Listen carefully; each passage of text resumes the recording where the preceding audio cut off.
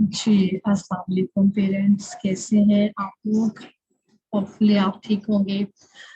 अच्छा, बेसिकली जो आज का सेशन रखने का मकसद यही है कि जैसे मैं अनाबिया की मामा को स्टार्ट में बता रही थी कि काफी ज्यादा पेरेंट्स हैं वो कंफ्यूज है, और ग्रुप में जो है वो बहुत ज्यादा मैसेजेस आ रहे होते हैं कि हमारे बच्चे में ये इशू है, ये इशू है, ये इशू है।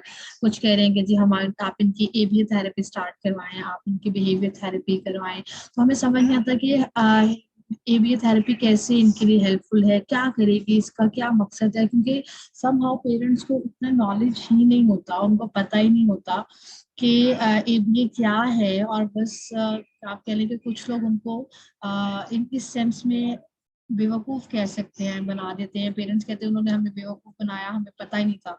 और ऐसा भी देखने में आया कि वो उनको कहते हैं जी हम थेरेपिस्ट है, हम आपके बच्चे के साथ ओटी भी करेंगे, ऑक्यूपेशनल थेरेपी भी करेंगे, स्पीच थेरेपी भी करेंगे, हम बिहेवियर थेरेपी भी करेंगे, हम ओवरऑल जो है आपको बच्चे को फुल फ्लेज थेरेपी प्रोवाइड करेंगे। तो ये बिल्कुल गलत है, ठीक है। अगर कोई बिहेवियर थेरेपिस्ट है, एबीए थेरेपिस्ट है, तो वो आपके बच्चे को सिर्फ बिहेवियर्स के इशू और आपके बच्चे पे बिहेवियर्स के रिलेटेड काम करेगा, जाके साथ साथ डिफरेंट गोल्स के। अगर कोई स्पीच थेरेपिस्ट है तो आपके बच्चे की स्पीच पे ही काम करेंगे। हाँ, ये पॉसिबिलिटी है कि वो उसके साथ साथ, क्योंकि स्पीच में हम अगर 45 मिनट का सेशन ले रहे हैं तो उसमें हम सिर्फ वर्बल कुछ नहीं देंगे, जो बच्चे हैं वो एग्जॉस्ट होते हैं। तो हम उसमें डिफरेंट गोल्स ऐड करेंगे, रिसेप्टिव के, ग्रीटिंग्स के, ठीक है, वोकैबुलरी एनहांस करने के डिफरेंट गोल्स ऐड करेंगे। और अगर कोई ऑक्यूपेशनल थेरेपिस्ट है तो जो ऑक्यूपेशनल थेरेपिस्ट है वो बच्चे की फाइन मोटर, क्रॉस मोटर और साथ साथ उसकी जो है वो फिजियो पे भी काम करेंगे कि बच्चे की बॉडी में अगर कोई प्रॉब्लम है, बच्चे की स्टैंडिंग में डिफरेंट, तो बच्चे के मसल्स पे तो वो एक्सरसाइज वगैरह प्रोवाइड करेंगे। तो ये जो डिफरेंट आपके लिए डोमेन्स हैं थेरेपिस्ट की, इसमें हर थेरेपिस्ट की अपनी एक्सपर्टीज होती है। इसमें अगर मैं हूँ तो उसमें मैं ये बिल्कुल नहीं कह सकती कि मैं आपको तीनों सर्विसेज मैं खुद प्रोवाइड करूँ, ठीक है। तो ये डिफरेंट डिपार्टमेंट्स हैं, और जो डिफरेंट डिपार्टमेंट्स हैं इनके डिफरेंट जो है ना डिफरेंट स्पेशलिस्ट। यहाँ तक बात होपफुली आप लोगों को जो है वो क्लियर हो गई होगी कि क्या चीज है। अब अगर हम एबीए थेरेपी की बात करें तो जो एबीए थेरेपी क्यों हम बहुत ज्यादा इसको फॉलो कर रहे हैं, हम क्यों कहते हैं कि जी जो वाकई सही एबीए थेरेपी है वो एक एविडेंस बेस्ड है, ठीक है। ये based on science of learning and behaviour, ये बेस करती है एक साइंस के ऊपर कि हमने बच्चे के जो बिहेवियर्स हैं उन पे कैसे काम करना है, और उसके साथ साथ बच्चे की लर्निंग भी होनी चाहिए, ठीक है। हम क्यों कहते हैं कि हमने बच्चे के साथ डिफ्रेंशिएट करना सिखाना है, हमने बच्चे को ऑल्टरनेटिव बिहेवियर सिखाना है कि अगर बच्चे का कोई इन अप्रोप्रिएट बिहेवियर है तो हमने उसको अप्रोप्रिएट वे में कैसे चेंज करना है, लेकिन उसके साथ साथ बच्चे को हमने ऑल्टरनेट सिखाना है कि अगर आपको कोई चीज लेनी है, कुछ मांगना है, तो बच्चे ने किस तरह वो चीज लेकर चलना। बच्चे को हमने उसकी लर्निंग जो है वो इंक्रीज करनी है, और जो बिहेवियर है उनको हमने डिक्रीज करना है, इनअप्रोप्रिएट, ठीक है।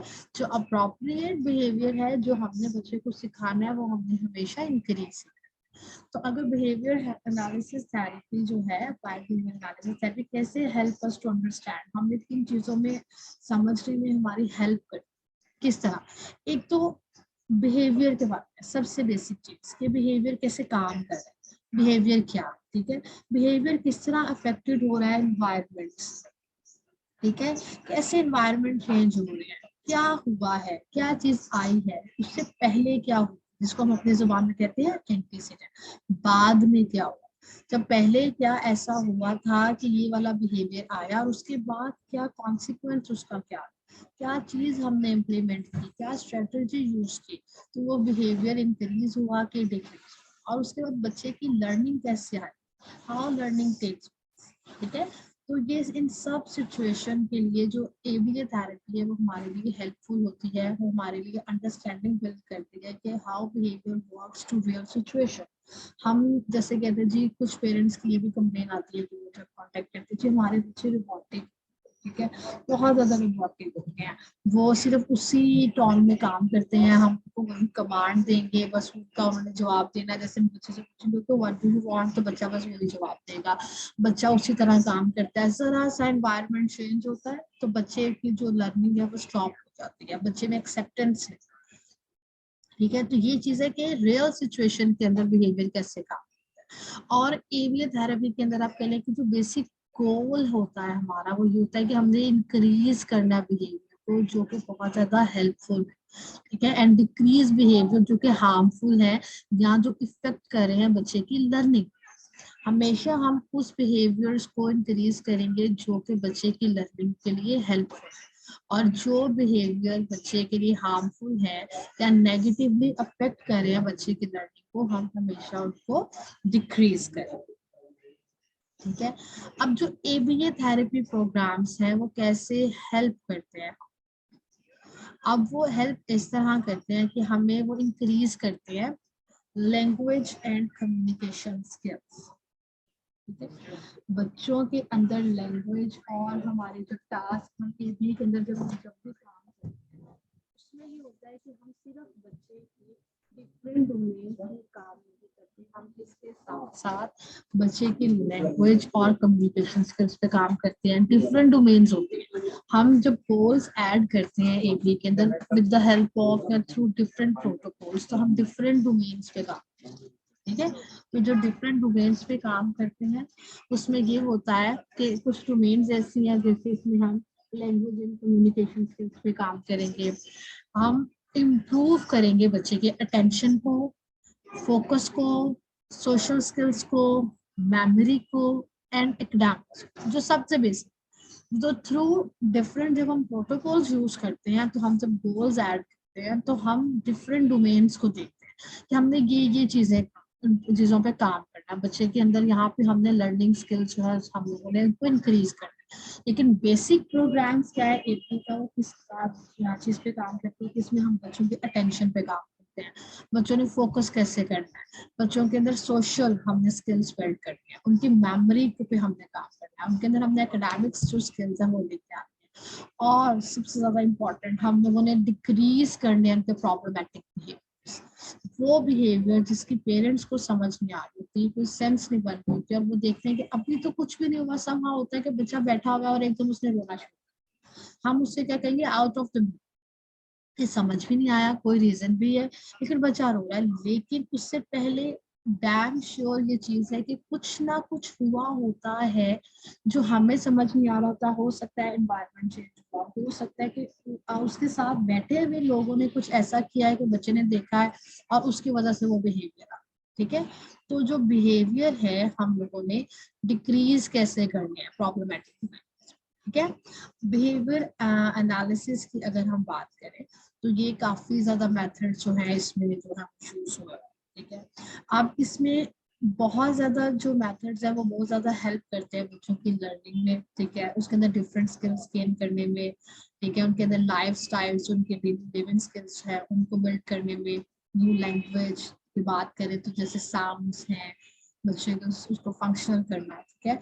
और जो बेसिकली थेरेपिस्ट है वो यूज करते हैं एपीए को to help children with autism and related developmental disorder. अगर हम बात करें तो सिंस 1960s से जो है वो एबीए थेरेपी जो है वो चल रही है, और जो थेरेपिस्ट है वो यूज करते हैं, अब तो उसको टैग कर दिया गया है एबीए को ऑटिज्म।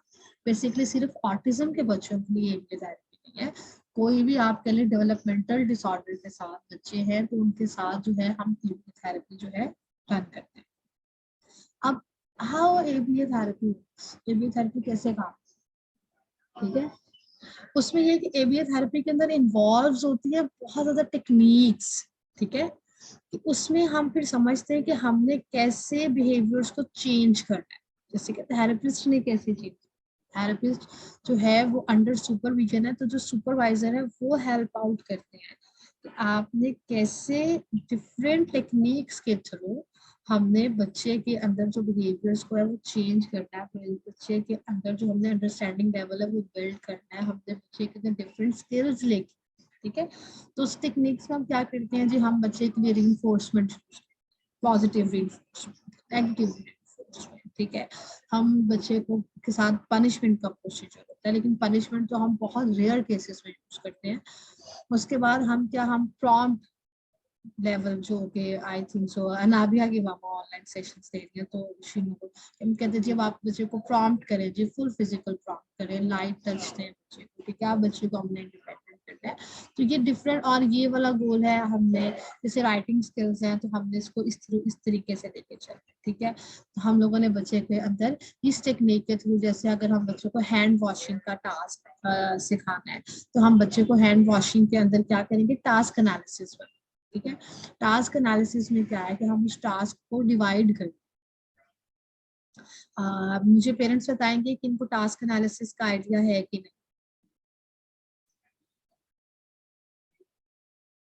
कंवल, मनम, अमीरा, नादिया, मामा, टास्क एनालिसिस का आइडिया है आप लोगों को? चैट में बताने अगर आप बोल सकते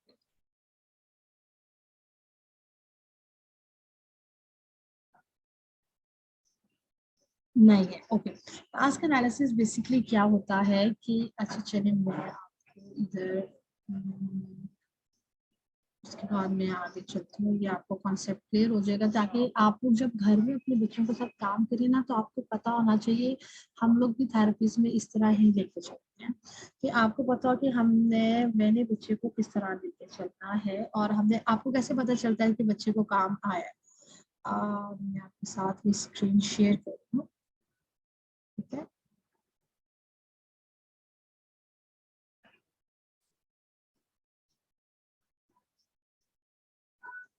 अच्छा, अब टास्क एनालिसिस आपने बनाना है,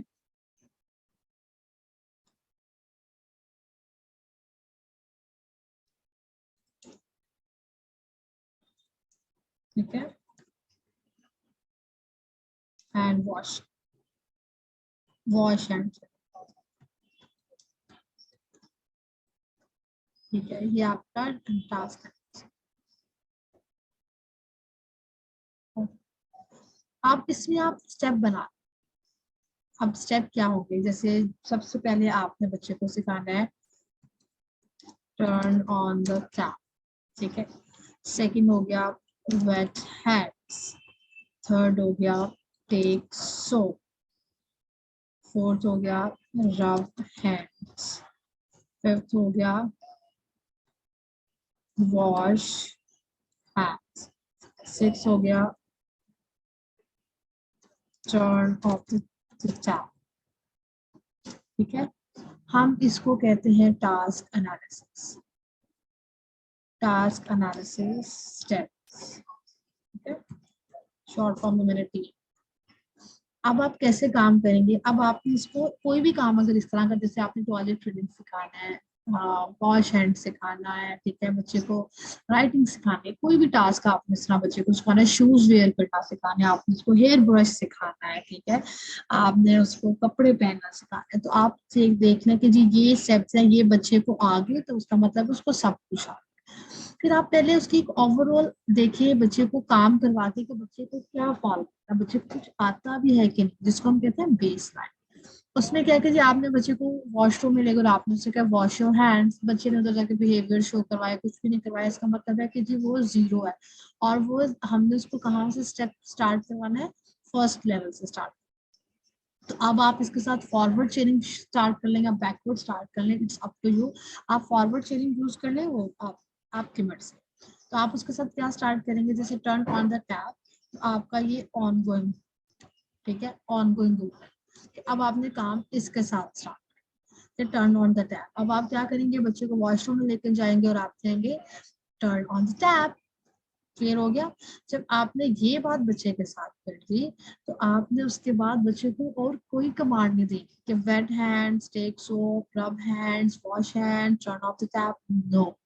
आपने नो सिंगल कमांड, कुछ भी नहीं आपने बच्चे को कहना। आपने सिंगल, आपने उसको क्या कहना है कि आपने जो चीज सिखानी है, आपने सिर्फ वो चीज लेके जानी। जो इंस्ट्रक्शन हमने देनी है, जो स्टेप हमने सिखाना है, हमने सिर्फ उस स्टेप तक बच्चे के साथ है। हमने उससे अगली जितने भी टास्क एनालिसिस के स्टेप्स है, हमने बच्चे को उसमें नहीं लिखे। यहाँ तक बात समझ में आई कि नहीं है, मुझे मैसेज में बताएं, फिर मैं नेक्स्ट स्टार्ट।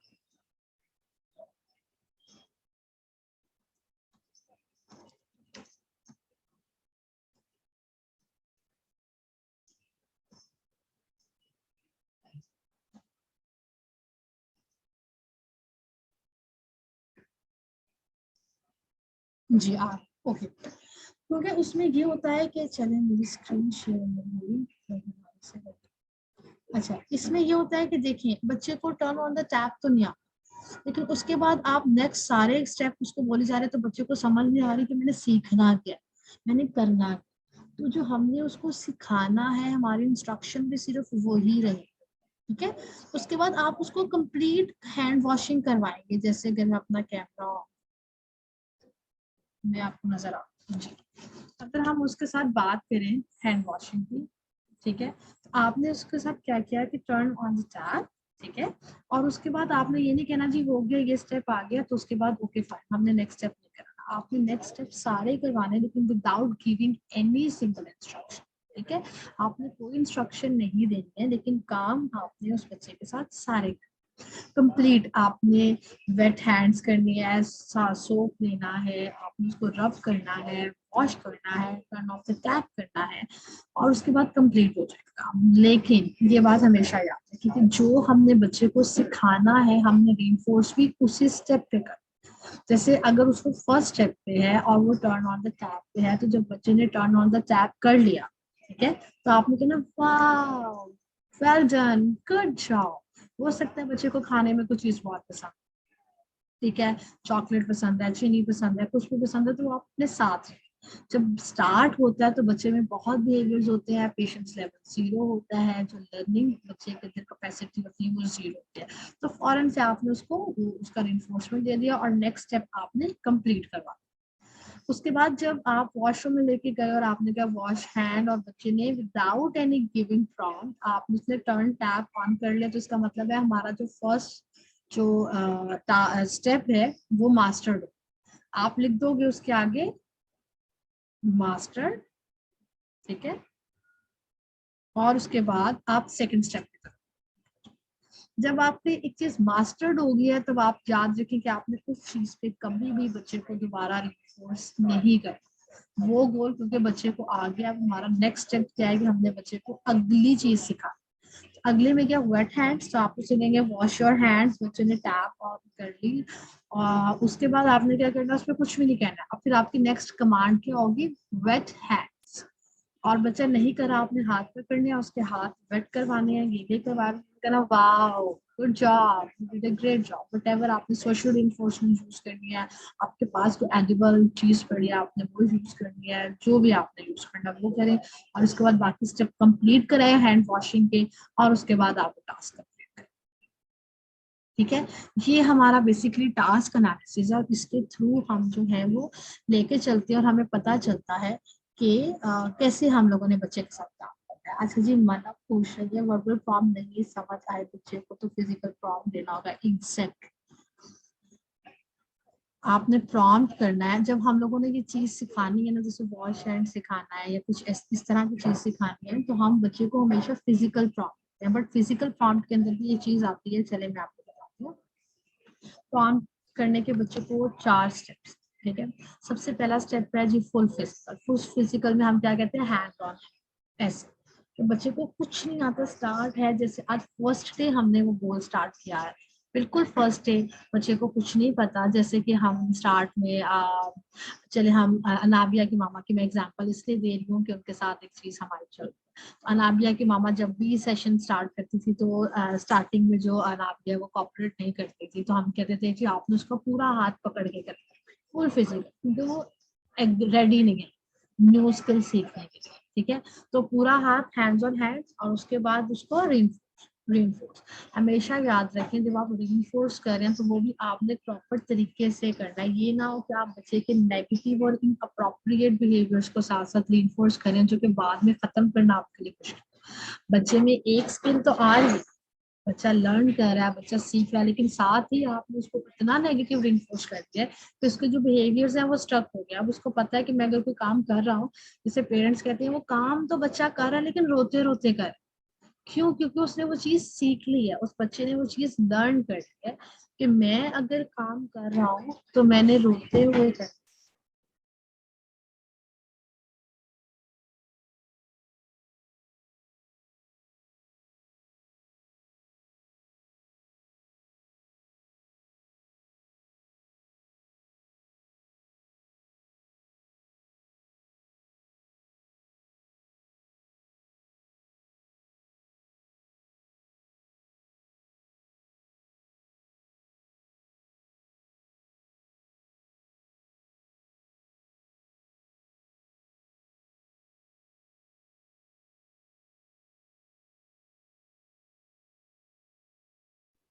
सॉरी आसान हो रही थी। अच्छा, तो उसमें ये है कि पेरेंट्स को ये चीज समझनी चाहिए कि अगर वो बच्चे के नेगेटिव बिहेवियर्स को बहुत ज्यादा रिइंफोर्स करेंगे तो वो बच्चा वो चीज साथ लर्न कर जाएगा कि मुझे जो है वो रोता ही रहेगा और वो काम करेगा। आपने हमेशा बच्चे के साथ क्या काम करना है कि आपने जब भी बच्चे को सिखाना है, आपने क्या करना है कि आप रिइंफोर्स करो, लेकिन वो देखें कि बच्चा रो नहीं रहा। ठीक है, काम किया है, चुप करके किया है, देन आप उसको रिइंफोर्समेंट। ठीक हो गया।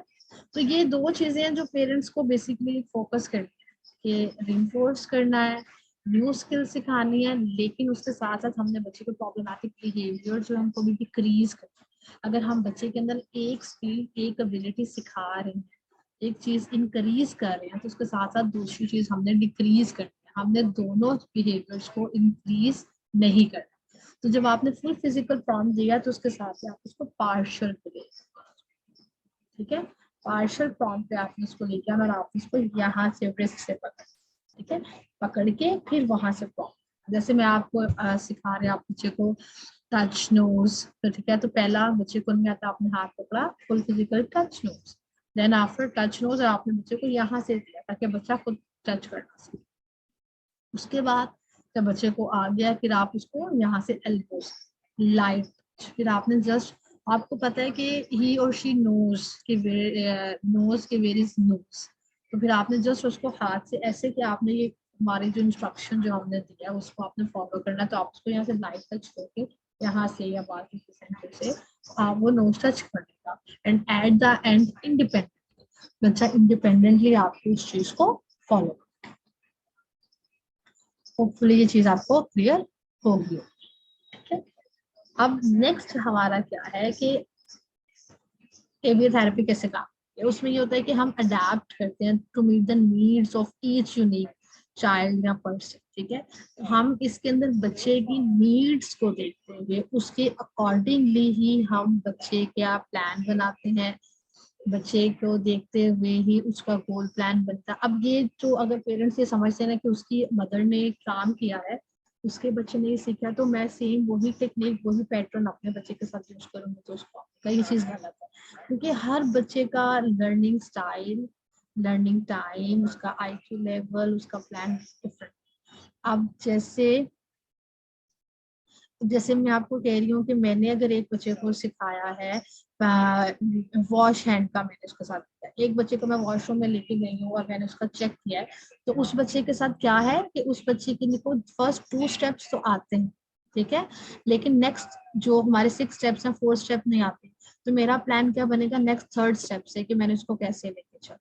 ठीक है, अब एक बच्चे के साथ मैंने चेक किया और उसको आते ही सिर्फ लेट्स सपोज लास्ट 2 स्टेप्स है, वो टर्न ऑफ द टैप कर लेते हैं उससे पहले स्टेप, एक बच्चे को कुछ भी नहीं आता, तो सबका जो प्लान है वो चेंज हुआ।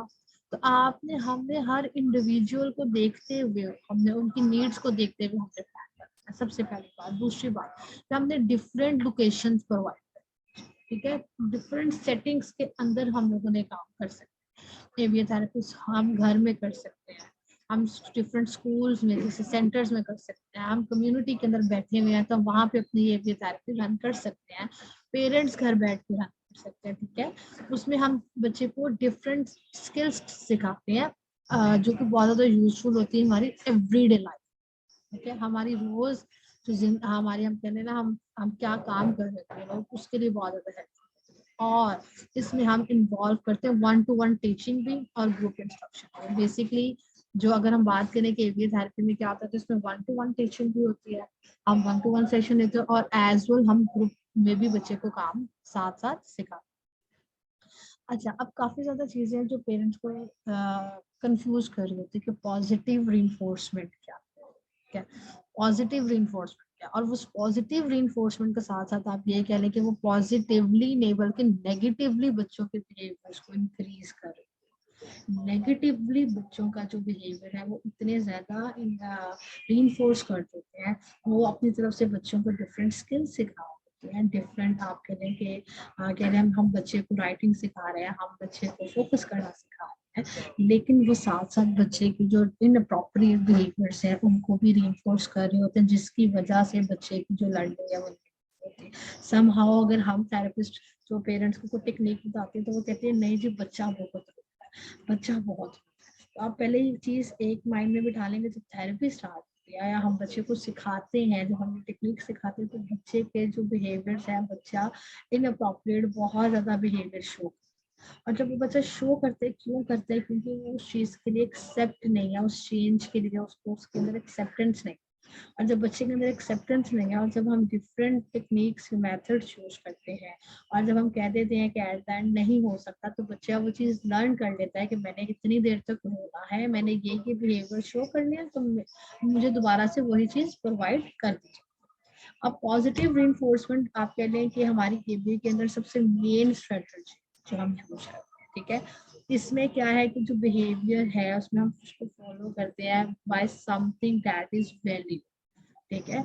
उसमें हम उसको एज अ रिवॉर्ड, रीइंफोर्समेंट क्या होता है, ये एक रिवॉर्ड है, ठीक है। क्यों है कि बच्चा इस रिवॉर्ड की वजह से वो बिहेवियर बार बार, वो काम बार बार करे जो हम उसको सिखाना चाहते हैं, जो हम उससे करवाना चाहते हैं, तो उस रिवॉर्ड के लिए जो उसके लिए बहुत वैल्यूएबल है, जो वो बहुत ज्यादा उसके लिए आप कह लें कि अट्रैक्टिव है, उसको वो चीज चाहिए होती है, डिमांडिंग है, तो उस चीज के लिए बच्चा जो है, हम उससे जो काम करवाना चाह रहे हैं, हम चाह रहे हैं कि उसको वो स्किल आए, उस बिहेवियर को रिपीट करने के लिए हम उस चीज को यूज करते हैं, ठीक है। ओवर टाइम हम कह लें कि वो इनकरेज करता है बच्चे के पॉजिटिव बिहेवियर कुछ में चेंज कर, ठीक हो गया।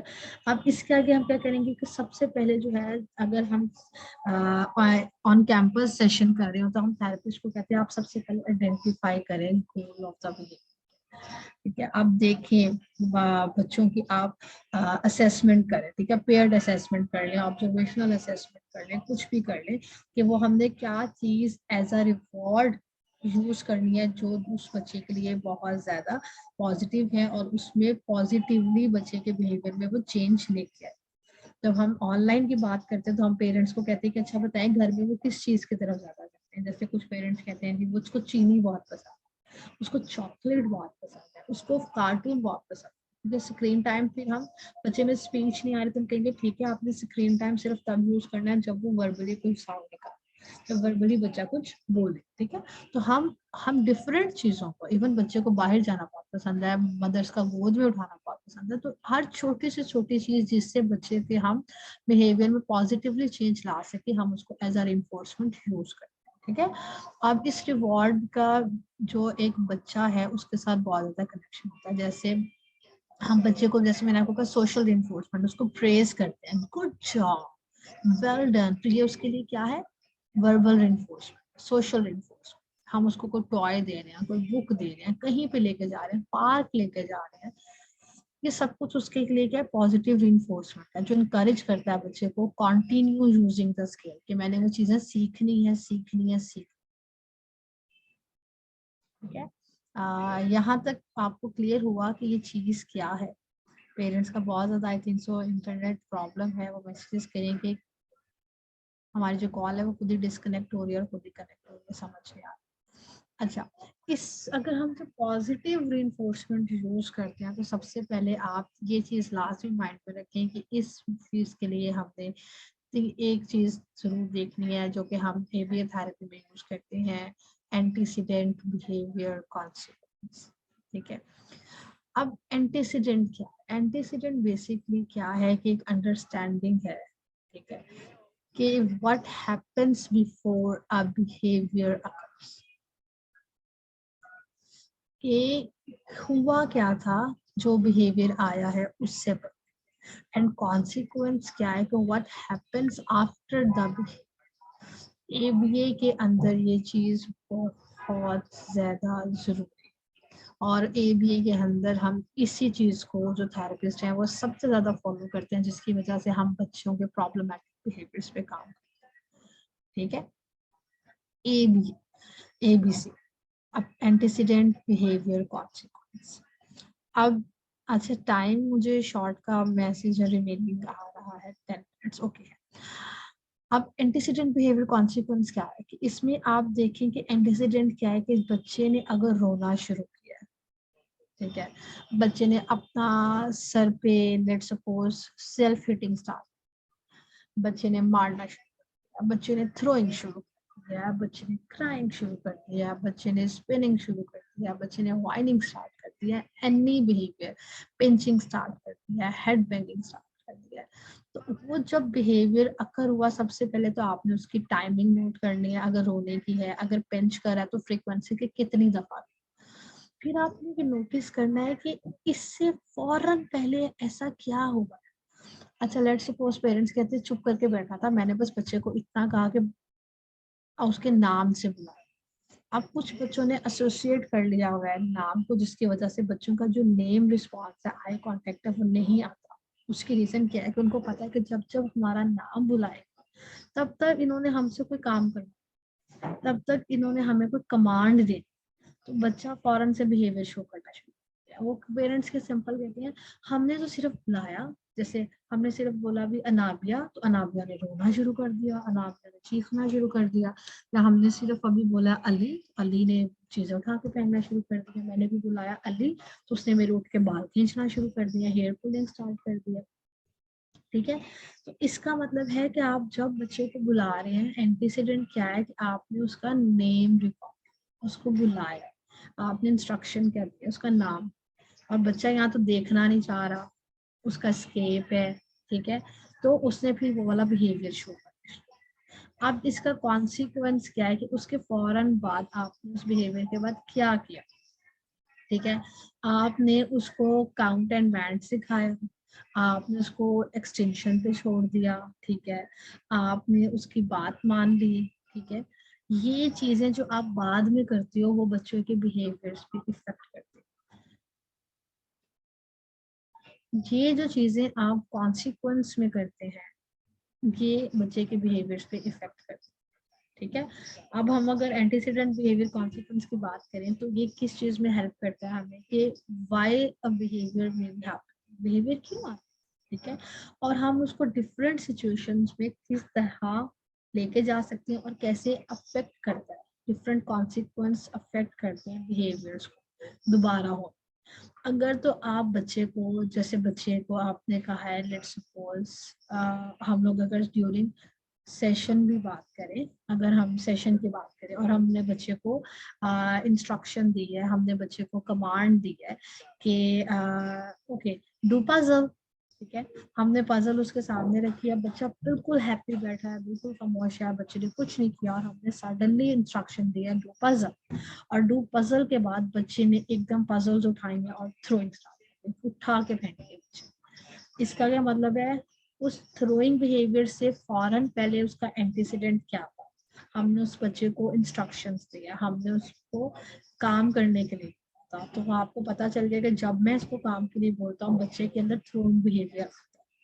अब उस थ्रोइंग बिहेवियर के बाद फौरन से अब ये काम है कि आपने क्या किया, कि आपने फौरन से बच्चे को कहा अच्छा अच्छा अच्छा चलो रुको रुको रुको आपको ये चाहिए, आपने उसको स्केप दे दिया, आपने उसको फौरन उसके हाथ पकड़े, दोबारा से पजल उठाया और उसको इंस्ट्रक्शन करके डू पजल, ठीक है, आपने उसका हाथ पकड़ के फुल फिजिकली उसके पजल्स करवाए, तब आपने उसको उसकी रिइंफोर्समेंट दी या जो बच्चा चीज मांग रहा था वो दिया, ठीक है, कि आपने उसको एक्सटेंशन को छोड़ा। अब ये चीजें मैटर, अगर तो आपने बच्चे ने चीज फेंक दी, आपने कहा अच्छा आप नहीं करना चाह रहे, अच्छा चलो ठीक है ये ले लो हम बाद में करेंगे, तो इसका कॉन्सिक्वेंस इन फ्यूचर क्या होगा कि बच्चे ने जब भी काम नहीं करना या बच्चे को जब भी इंस्ट्रक्शन दी जाएगी बच्चा यही बिहेवियर शो करवाएगा, क्योंकि उसने उसको साथ एसोसिएट कर लिया, बच्चे ने लर्न कर, ठीक है, तो ये नेगेटिव बिहेवियर जो थ्रोइंग का है वो इंक्रीज होगा इन फ्यूचर, ठीक है, उसका जो रेशियो है वो इंक्रीज होगा एज कम्पेयर टू कि ये डिक्रीज होगा। अब अगर इसके साथ आपने उस बच्चे को, आपने एरर उसके साथ ये स्ट्रैटेजी यूज की कि उसने थ्रोइंग की, आपने बच्चे को उठाया, उठाने के बाद आपने उसी के हाथ से वो सारी चीजें उठाई ताकि उसको पता चला, ये आपने उसका एरर करेक्शन कराया कि आप अगर कुछ गलत करोगे, आप कोई मेस क्रिएट करोगे, कुछ करोगे तो वो आपको ही समेट, आप ही उस चीज को ठीक करोगे, तो आपने उस बच्चे को उठाया, आपने उस बच्चे से वो सारी चीजें वापस रखवाई और उसके बाद सीट पे बिठाया और उसको फिर आपने बिल्कुल भी रीइंफोर्स नहीं किया, आपने अगेन उसको इंस्ट्रक्शन दी कि डू पजल, और उसका हाथ पकड़ के पजल के पीस फिक्स कराए और उसके बाद आपने रीइंफोर्स किया। और फिर आप देखोगे कि इसके बाद क्या उसकी थ्रोइंग डिक्रीज हुई है, आप साथ साथ नोट डाउन, ठीक है, डिक्रीज हुई है। नेक्स्ट आपने इंस्ट्रक्शन दिया है तो बच्चे ने थ्रोइंग नहीं की, हाँ थोड़ा टाइम लिया उसको करने में, आपको थोड़ा रेजिस्टेंस शो कराया, लेकिन उसके बाद उसने कर लिया। क्यों? क्योंकि उसको पता चल गया कि मैंने अगर ये चीज कराई तो मुझे उठानी पड़ेगी, और अगर मुझे लेट सपोज रिइंफोर्समेंट, मुझे कार्टून चाहिए, कुछ खाने के लिए चाहिए, तो वो मुझे इस काम के बाद ही मिलेंगे, तो फौरन से आपको आपका रिस्पॉन्स देगा। तो क्या हुआ कि आपको जो बच्चे को स्किल सिखानी है उसके अंदर कंप्लायंस लेवल इंक्रीज करना वो हो। तो एबीसी जो है वो इस चीज पे, एंटीसीडेंट बिहेवियर कॉन्सिक्वेंस है कि वो काफी ज्यादा हेल्प आउट करती है। उसके बाद अगर हम उसकी बात करें कि एबीए प्रोग्राम में क्या क्या चीजें, इसमें हम ये कहेंगे कि हम इसके अंदर ओवरऑल हर चीज बच्चों को सिखाते हैं। इसमें हर चीज रिटर्न फॉर्म में हमारे पास, to meet the needs of the individual, ठीक है। एबीए प्रोग्राम हेल्प करता है पर्सन के अंदर या इंडिविजुअल के अंदर या किसी बच्चे के अंदर work on skills that will help them become more independent and successful in the short term, ठीक है, फ्यूचर के। हमने बच्चे को उसके अंदर वो स्किल्स लेके आनी है इंडिपेंडेंट। तो एबीए प्रोग्राम इस पे काम करता है और इसके अंदर डिफरेंट जो प्रोग्राम्स हैं, डोमेन्स हैं, हम उस पे काम करते हैं। अब एबीसी की आपको समझ आ गई, पॉजिटिव रीइंफोर्समेंट की समझ आ गई, उस हर चीज की बड़ी डिटेल से मैंने बताया। अब इसके अंदर प्लानिंग क्या है और असेसमेंट्स क्या है, ठीक है। प्लानिंग हम कैसे करते हैं बच्चे के लिए, असेसमेंट कैसे करते हैं, और उसके थ्रू हम बच्चे में कौन कौन से डिफरेंट स्किल्स सिखा सकते हैं बच्चे को। टाइमिंग एंड हो गया है, सेशन हो गया है, इस मैं मीटिंग एंड करने लगी हूँ। अगेन आप लोग इसी लिंक को ज्वाइन करें और फिर मैं नेक्स्ट आपको इसके बारे में बताऊँ, ठीक है। Thank you parents.